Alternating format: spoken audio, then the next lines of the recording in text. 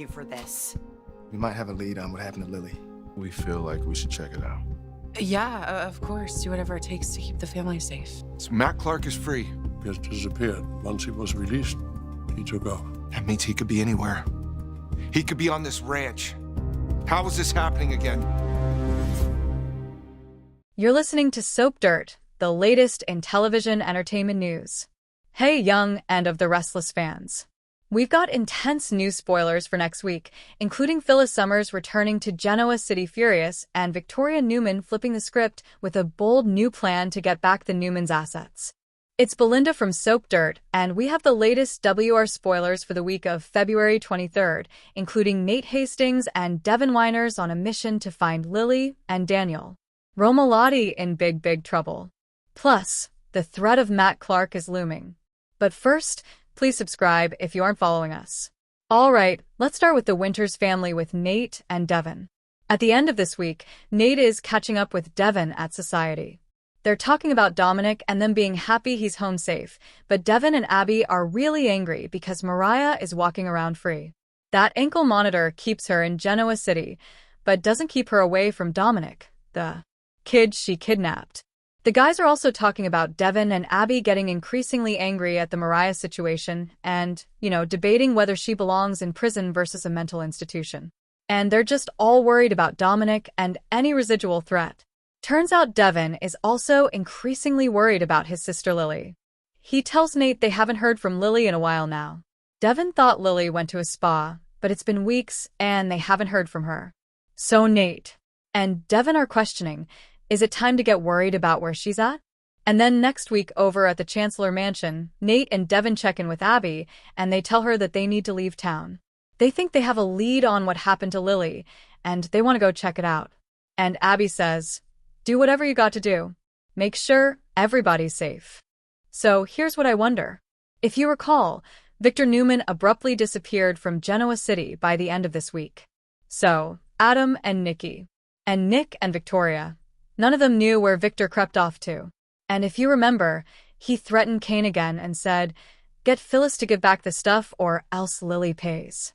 So I wonder if Victor went to see Lily to talk things through with her. I agree with Adam in suspecting that Victor promised to give Chancellor to Lily if she did this, but Phyllis doesn't even have that now. Billy does. Not that I think Victor would have honored his word anyway, but maybe he went in person to tell Lily what's happening and to say, you know what, I need you to stay hidden longer. Worst case, because Nikki is so worried about Victor doing a bad thing, maybe he went and changed Lily's voluntary fake kidnapping into a real kidnapping, and has her locked away because Lily might have decided, okay, this is enough. I'm not going to keep staying off the grid.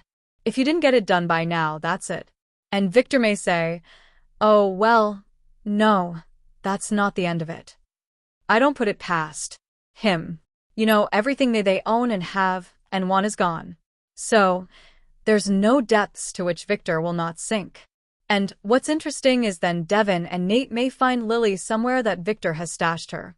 And that means the whole Winters family would be absolutely furious with the Newmans.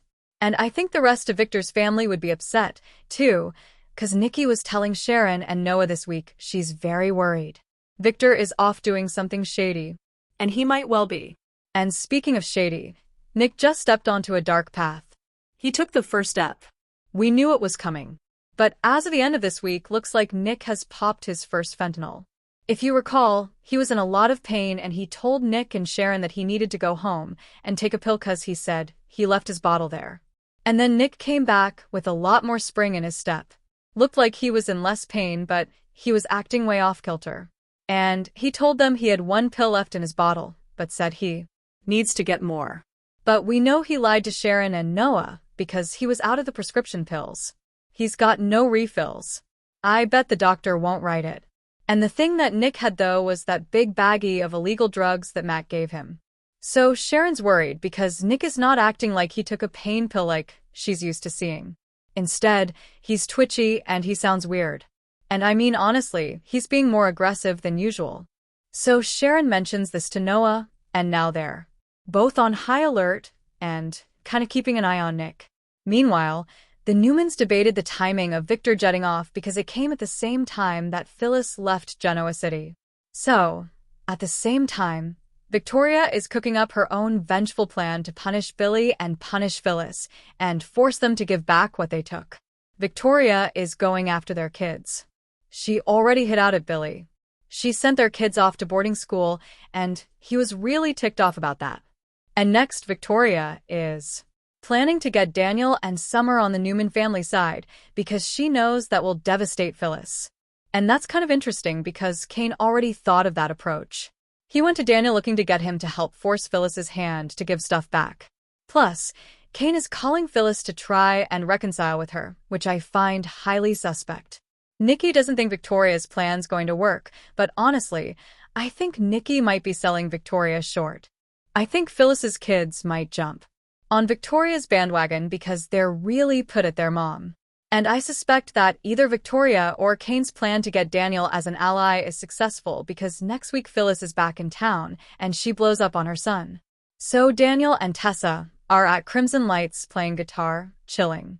Phyllis barges in there, fresh off her trip, and lays into Daniel, and she uses his full name, Daniel Remladi Jr. That's when you know your mom's mad when you get the full name.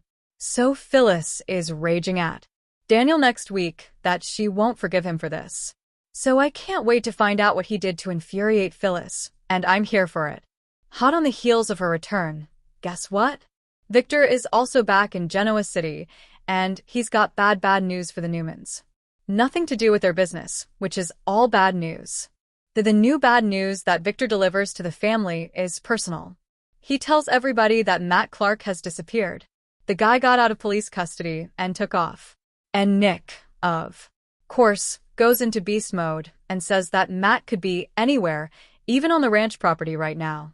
Nick wants to know how this is happening, and he's going to come completely unhinged next week. Between Matt getting loose and the fentanyl, it's about to get crazy with him. Basically, just like Noah and Sharon were worried was going to happen. But despite Matt being on the loose, I don't expect to see him for a couple of more weeks because Roger Horth only recently returned to tape at YNR and there's like a 4-week tape to air delay. There is a lot of action going on next week. We also have the last 3 episodes of February Sweeps, which wraps up on Wednesday. So, check for that, and be sure to watch our full weekly spoilers video that comes out this weekend, plus our predictions and 2-week spoilers, all of that. It's going to be good stuff the week of February 23rd through the 27th. Do not miss a minute of YNR. Thank you for being a loyal listener. Follow us wherever you get your podcast.